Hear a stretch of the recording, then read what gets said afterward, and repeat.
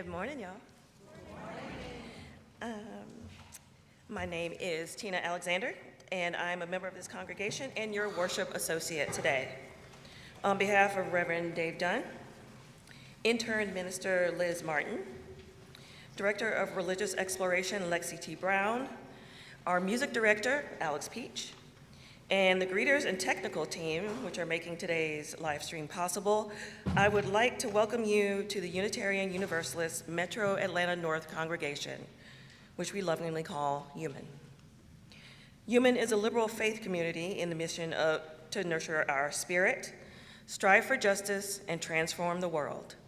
No matter who you are, whom you love, or where you are in your spiritual journey, all are welcome here.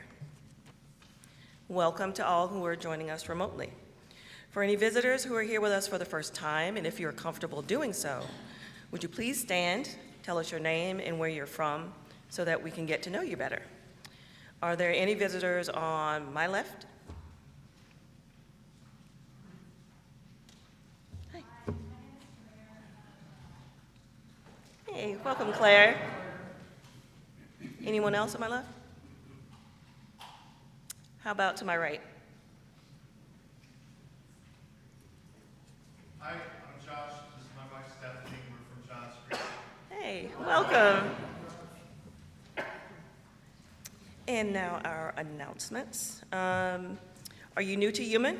Want to learn more about UU principles and values? Then please attend the UU 101 session during second hour next Sunday, January 18th. Please see Rosie Pop for more information. Please consult your printed order of worship to see our second hour adult enrichment offerings for today. And now a quick message from Kelly. Good morning. If you missed it, it's a big insert in your order of worship here with a huge QR code. On Saturday, February 8th, we will be holding our big game tailgate auction. Yes, thank you. Who was that? And as Martin and I pointed out, if you were not here last week, what do you think of when you think of football? Fabulous vacations and art. That's the Unitarian football auction, right? Where's Becky? Becky Kemmer. Becky, will you please stand?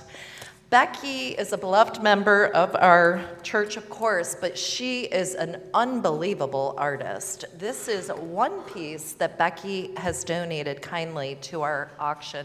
And if I don't bid on it and win it, one of you will. But Becky is also offering a portrait of a family member or a beloved fur friend, right, Becky? You could also do a pet. And I can't even imagine what it would go for in a retail world, but this is just one example of the many beautiful things that people are offering. So please mark your calendar and please buy tickets, and you can do so with that QR code, or you can see Michelle Krugman and I in the foyer afterward if you have more questions. Oh, we have a question in the back. Meredith. Oh, thank you for catching that. Wow, okay, Sunday. It's after service, Sunday, February 8th. Thank you, Meredith. Thanks so much. And now let us greet one another with the hand or elbow of friendship.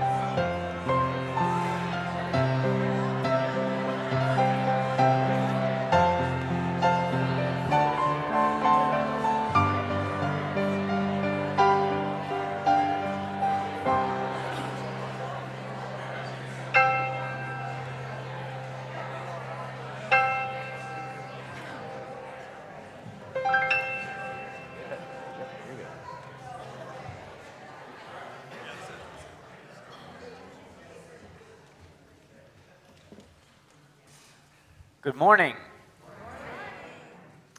Today's call to worship is by the Reverend Kirk Loebman Copeland. We are called to gather and worship as a beloved community. We are called to set aside distractions and anxieties that we might touch deeper springs and be renewed. We are called to seek and to share comfort for the hurts that afflict. We are called to desire more love, more justice, and life more abundant. We are called to truth, to mercy, to humility, and to courage. Let us answer that call with the yes of our lives. And now let us light our chalice together.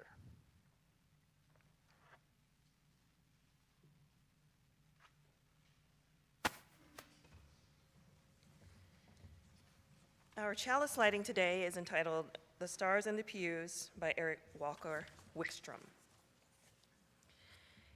Each of the stars in the heavens is unique and individual, yet together they form the night sky. Each of us here is unique and individual, yet together we are a congregation. Each of our congregations is unique and individual, yet together we are an association. For stars in the sky, for people in the pews, for members of our association, in gratitude, we light this chalice.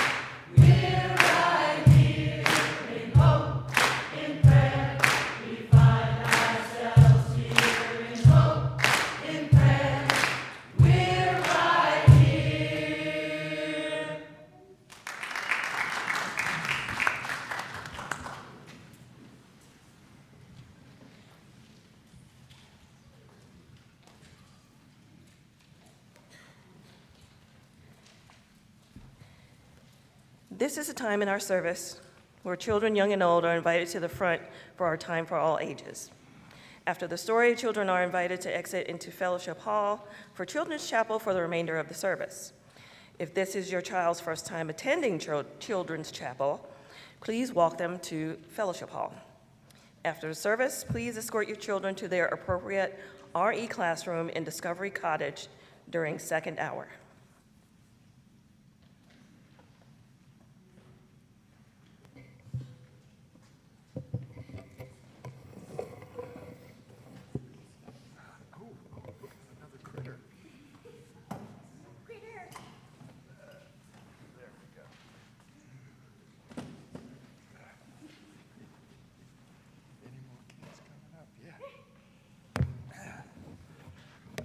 it's Grandpa Rollins story time.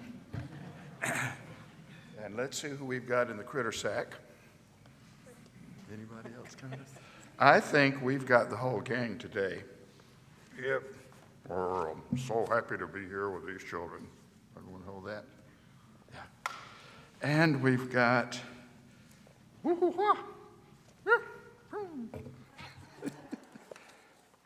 We've got, I know Knee Deep is in here somewhere.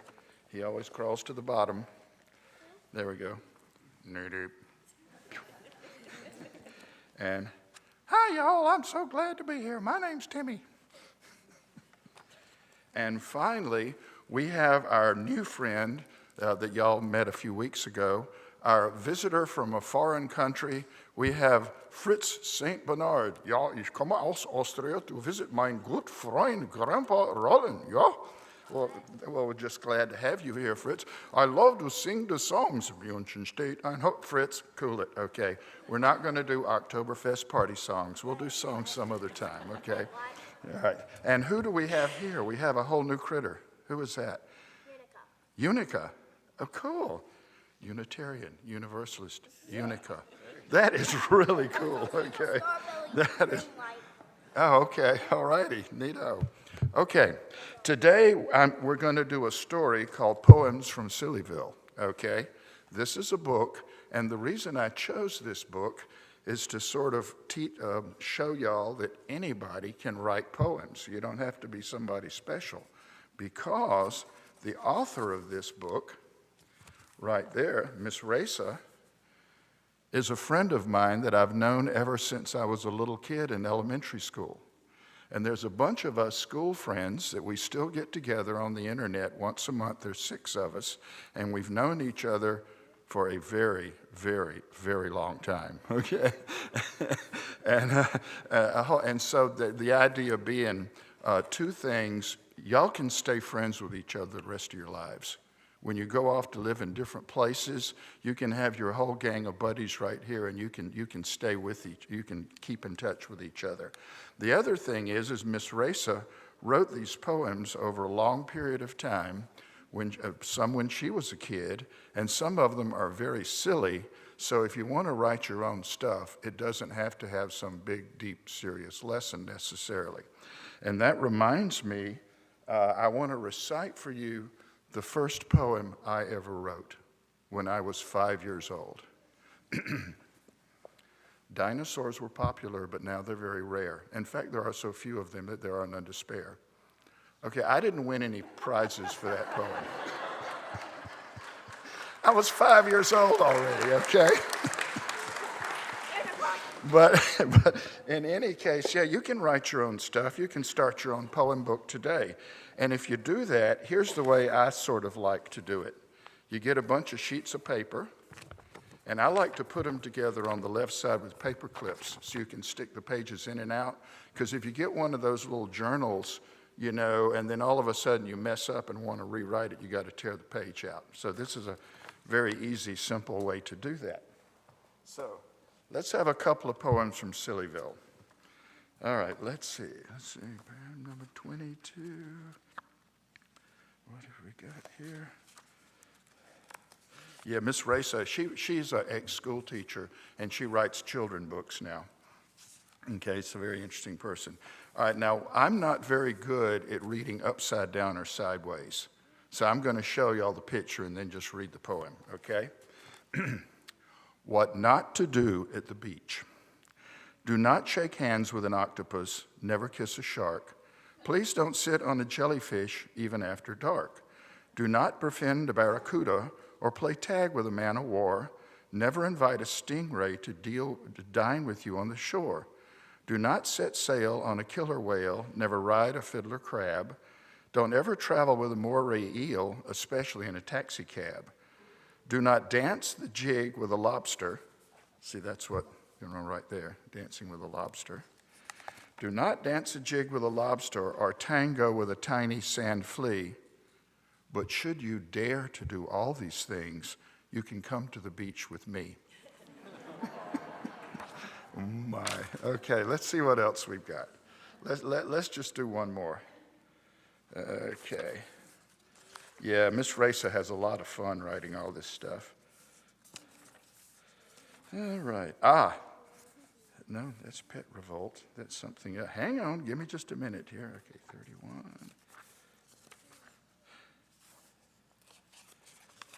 31. Yeah, this is called Dirty Rat. Okay. This is a boy who thinks he can scare girls, but we'll see. The girls are in the swimming pool. This is my lucky day. I must seize this opportunity to scare them all away. Their giggles are obnoxious. Their squeals drive me insane. I'll make it so they'll never go into that pool again. You have to say again to make it rhyme with, whatever. You see, I have this big toad frog. He's slimy, green, and fat. I'll slip him in behind their backs. I'm such a dirty rat. Oh dear, good grief, what's this? They spoiled my sneaky plan. They dressed him up in a swimming suit and named him Princess Anne. All right, let's get our critters back in the set. Let's make sure we've got everybody in there. Okay, that's knee deep. All right, there's Smokey. All right, whoa, we got to always pick up. Yeah, you hang on to yours. To Unica. Next, on the third weekend. Okay, But she only comes on like 2 weekends. okay. She'll either be on next weekend. Thank you.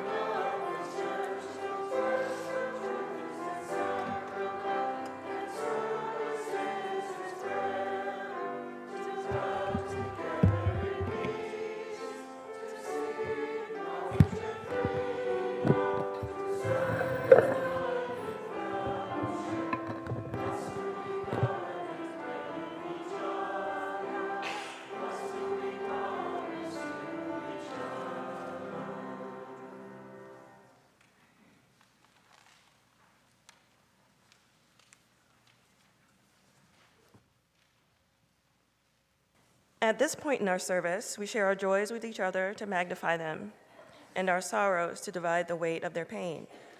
If you are so moved, please feel free to come forward, state your name, and drop a pebble in the bowl to express a joy or sorrow that you may have.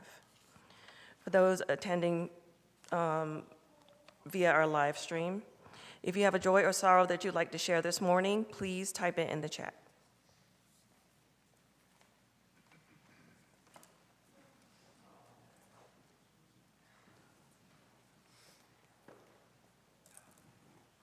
Hi, my name is Margaret, and I'm a member here, and this is Ellen. I have a pebble of joy. A week from today, Ellen is going on her Make-A-Wish trip, and we have been looking forward to it for like 3.5 years now, so we are pumped to finally go, and she's going to have a blast at Disney.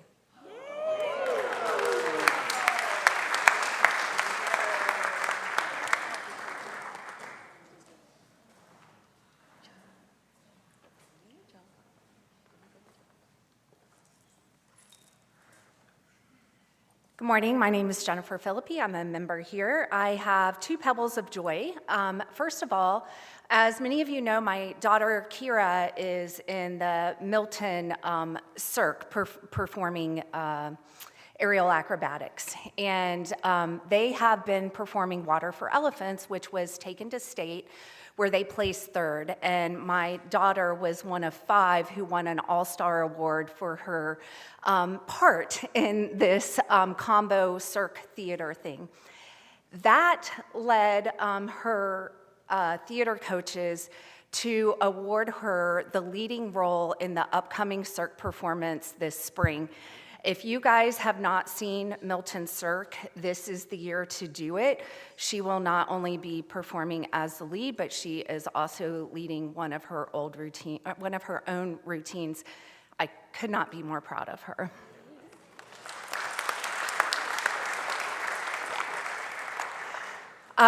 So the other thing is, some of you know from my unofficial publicist, Kelly Callan, that tomorrow night is the ceremonial swearing in for myself, 2 other Roswell City Council members, and our new mayor. We are having a celebration at 6 o'clock that is open to everyone. But what you may not know is our Reverend Dave Dunn has agreed to swear me in. So I am very thrilled about that. Thank you.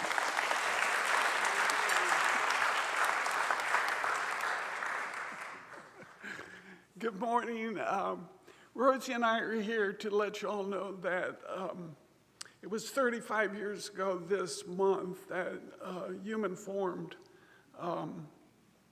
It was on January 13th, 1991. 20 individuals signed the membership book, and if you look at the first page of the membership book, you can check out who those people were. We were two of the people that signed it that day. We're I believe, the only remaining active charter members of UUMAN. So if you want to learn more about the history of UUMAN, a lot of the history is pretty well documented. We have a Google Drive that has it, and there's a newsletter article that I put in the newsletter this month that I'll encourage you all to read so you can kind of learn a little bit about it.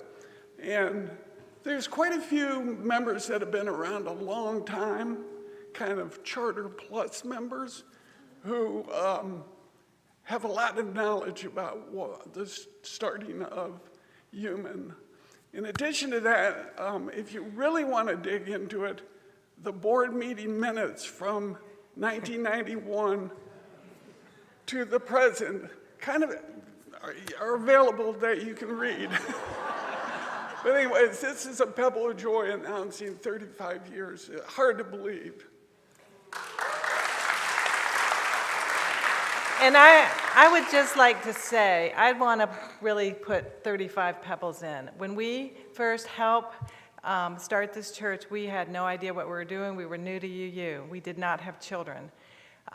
We then raised our 4 children in this church, and I couldn't be more proud of the congregants of this church. They are the most wonderful people to have around our children growing up. And I just love this church. It's just like a home away from home, and you are the finest people that we have ever had relationships with.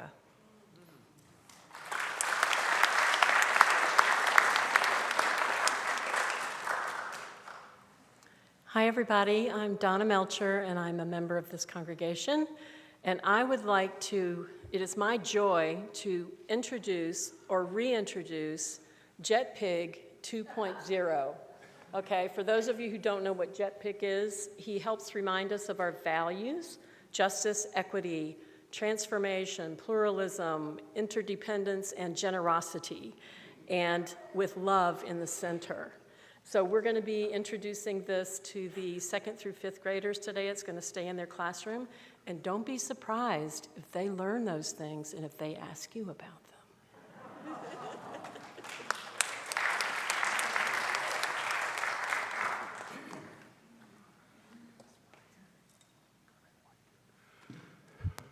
Oh, wait. And Richard sewed the wings on them.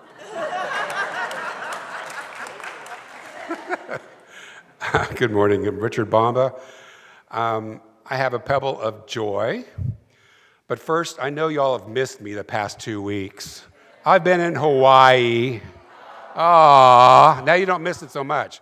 Okay, I had a wonderful family reunion with my brother and his whole family, and that was really special to me because I haven't seen or been with family for 3 years. So it was very special to be with my brother and his extended family, and it's great to be back.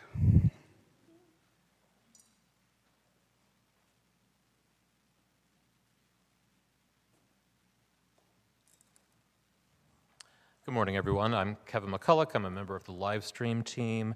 We have 2 to share from the chat this morning. Meredith McCaskey writes, I'm watching the live stream while I make a sign for the anti-ICE protest I will be attending in East Cobb at 1 p.m. today. Please drop a pebble in honor of Renee Good and Renee's children and for all the victims of ICE. And Steve Allerton writes, wants to share a joy at being able to hear a handful of the late Cynthia Prescott's sermons once again, thanks to Bob Pop and Dirk Bender.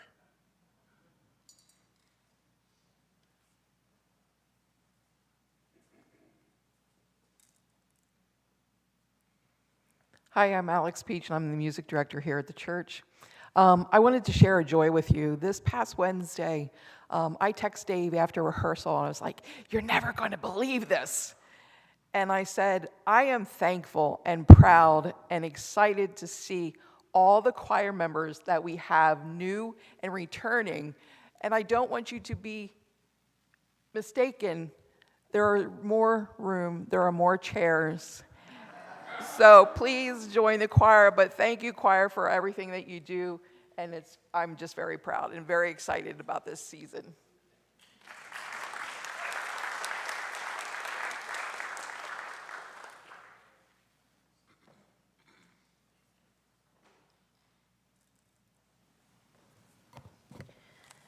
I'll drop a final pebble for all those joys and sorrows still too tender to escape the folds of our hearts. Let us keep one another in our thoughts for the coming week.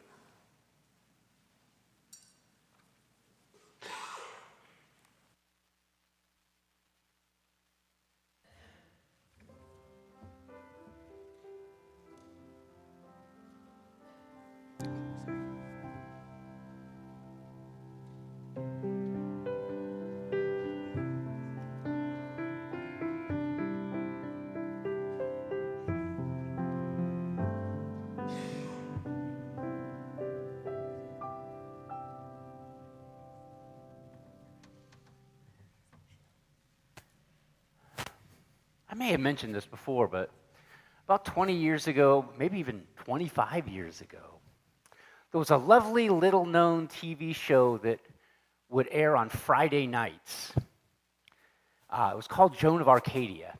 And you say Friday nights. I mean, cool people do cool things on Friday nights.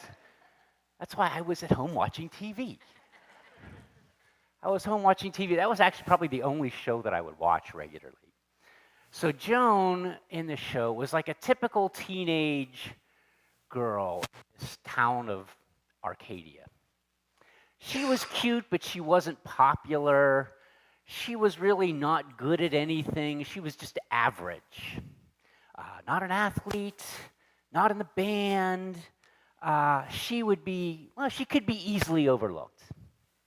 She had a kind of somewhat geeky younger brother who was brilliant, who would like outshine her at school, and she had an older brother who had graduated, but he was the star football player on the football team. But he had been in a car accident and was now in a wheelchair. As I said, Joan was average in just about every way. She had no compelling character trait save one. God would appear to her on a regular basis in the persona of someone in the town. It would be different people. It could be the cashier at the convenience store, a janitor at the school, somebody who worked at the library, or somebody who happened to sit next to her on a bus. It was like this avatar of God who would talk to her. And nobody else knew in the show. It was her secret, Joan's secret. As I alluded to earlier, Joan was not particularly bright, but she was particularly gullible. So, in every show, God would appear to her in some way and ask her to do something, but not really explain why. Joan, I want you to go babysit for this family. Joan, I want you to try out for the diving team. Joan, I want you to be a photographer for the school yearbook. And Joan would invariably assume that God's suggestion was for her benefit. You know, it would be some motivating, inspiring idea that would transform her from this typical teenager to the uniquely popular, uniquely talented, uniquely wonderful and interesting teenager she wished to be. She'd think like, I was never good at sports, but I never tried diving. Maybe diving is my thing. Or I've never done photography, so maybe photography might be my calling.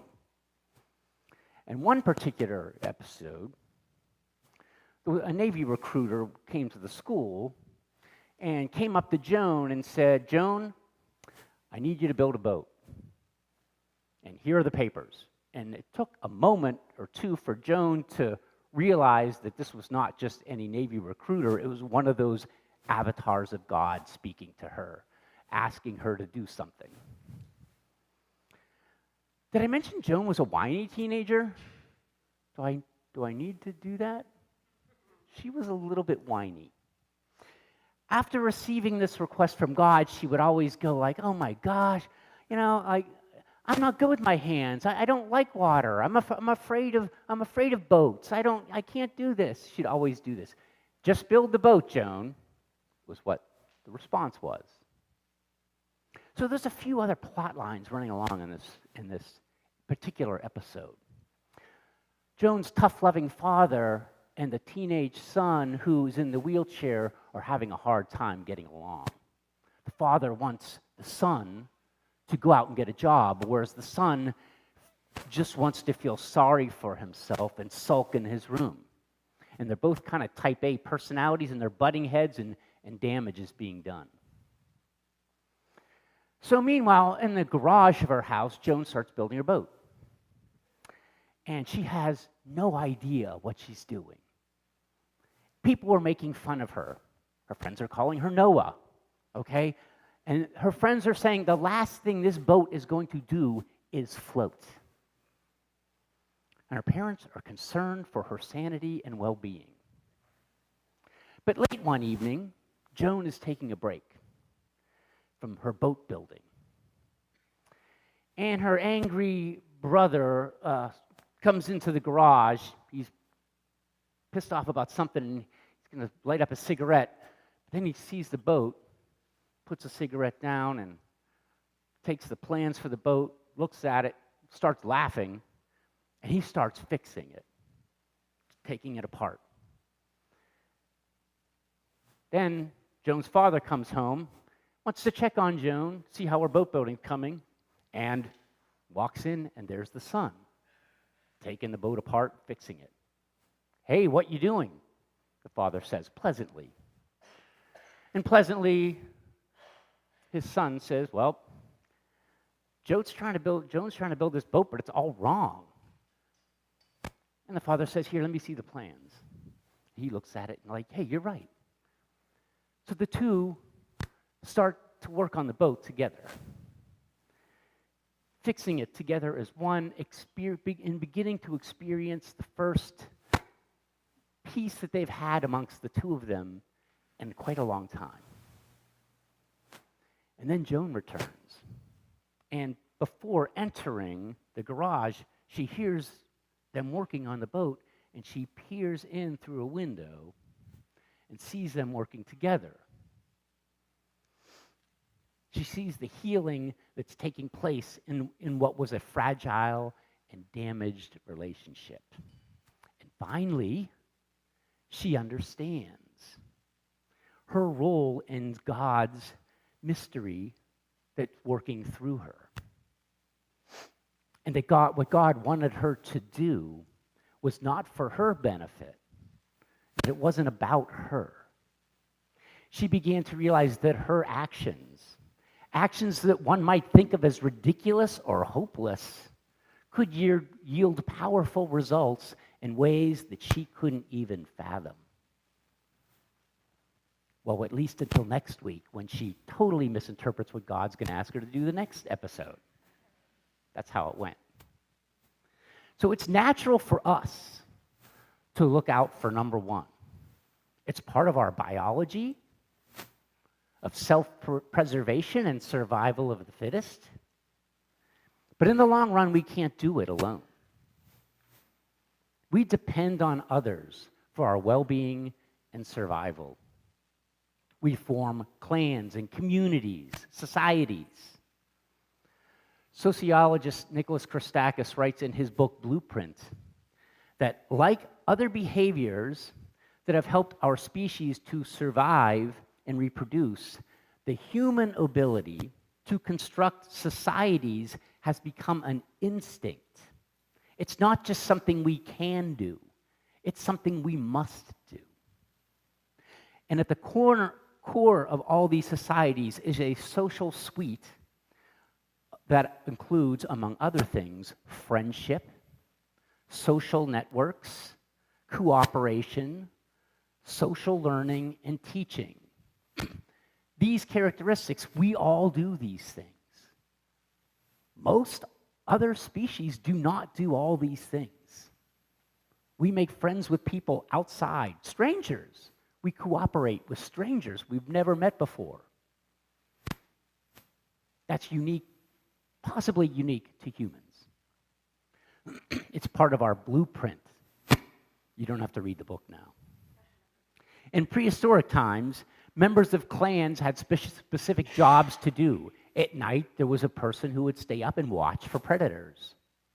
When hunters and gatherers would go from place to place, there were people responsible for carrying the embers of the fire with them to the next place.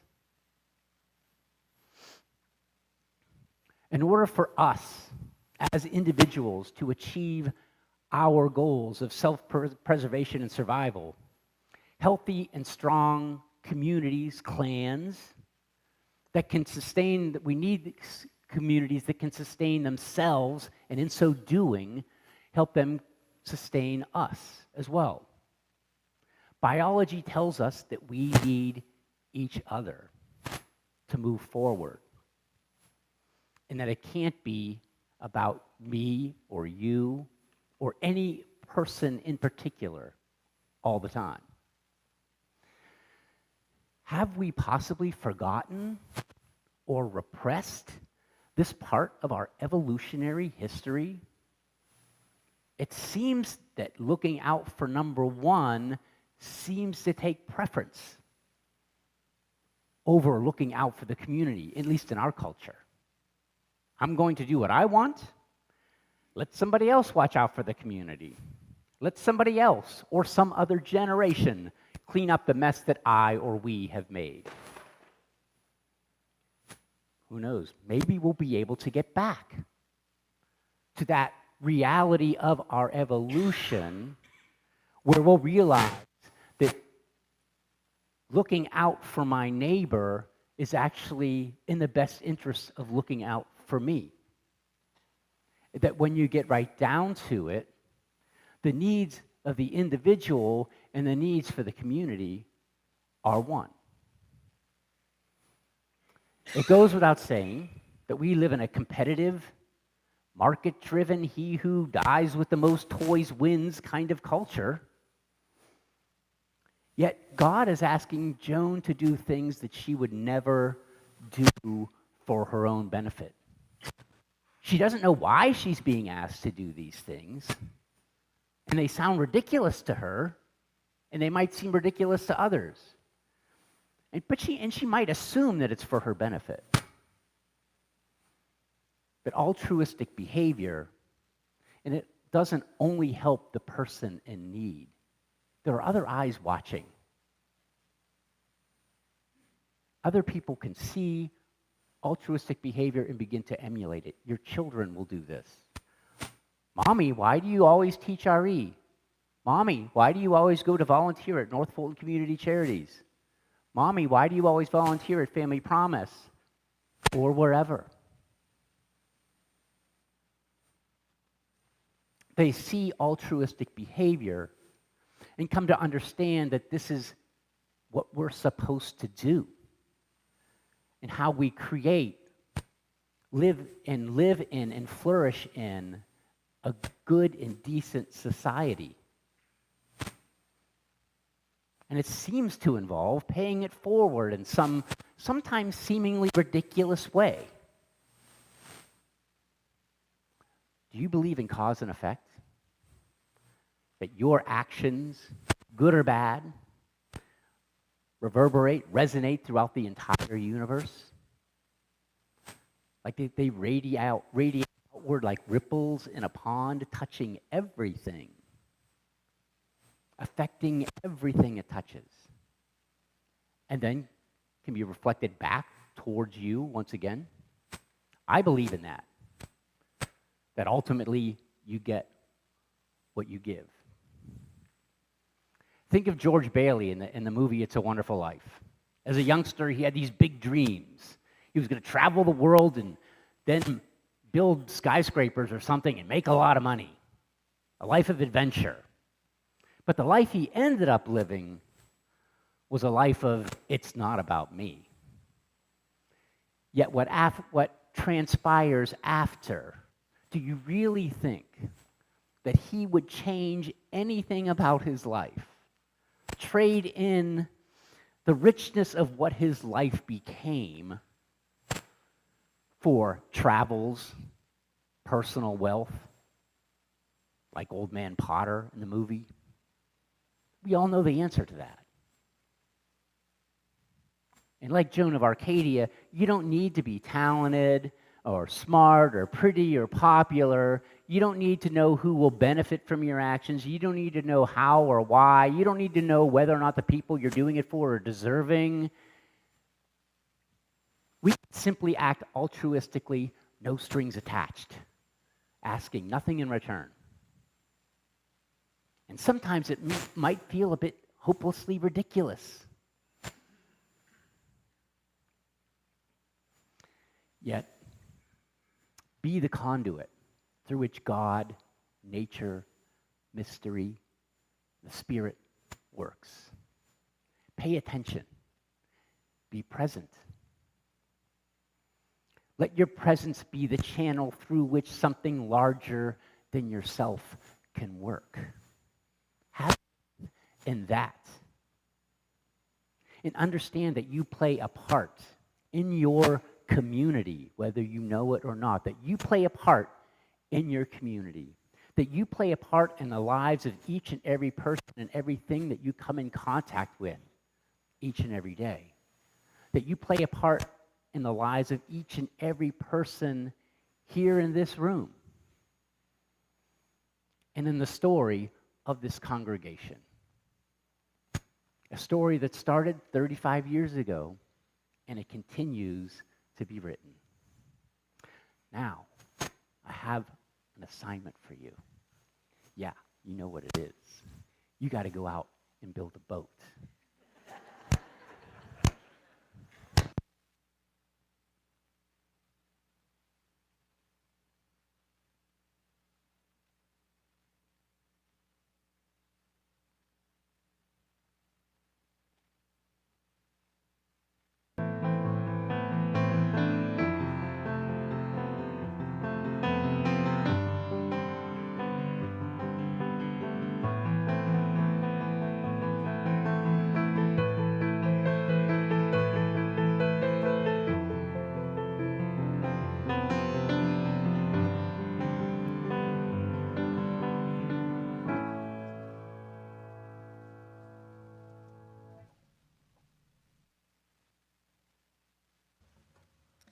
In an effort to fulfill and further the vision and mission of this congregation, we ask that our members and friends share of their time, treasure, and talents. With this, we now take the offering. You may also use the Give Now option in the Breeze app or web browser. This month's 50/50 recipient is the Refugee Women's Network. Any check specifically designated as 50/50 or any Breeze donation specifying Give to 50/50 this month will go to support their work.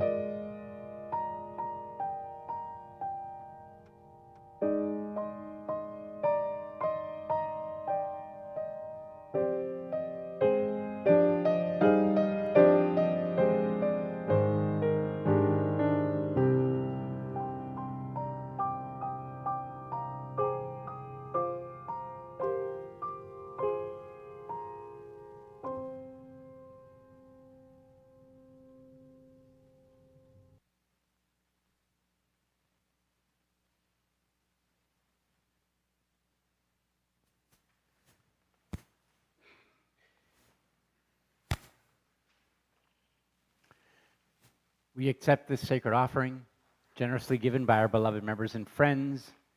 May we use it wisely and judiciously in service to our mission.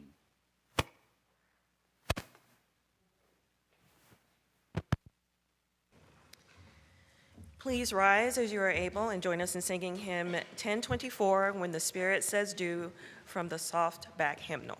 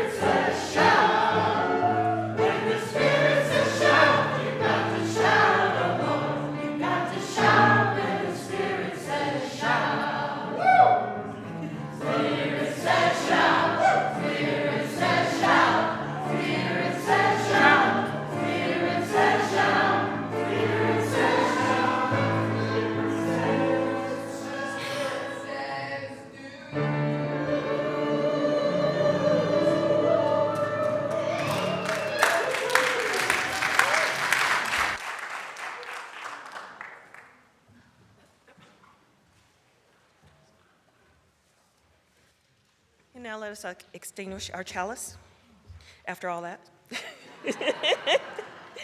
we extinguish this flame, but not the light of truth, the warmth of community, or the fire of commitment.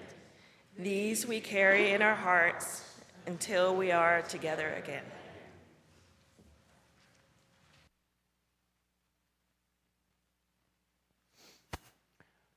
Go out to the world and bring your gentle touch to those in pain. Go out and feed and house those in need. Go out with courage and do the work which calls you. Go out now with passion and with faith. Go in peace and enjoy your week.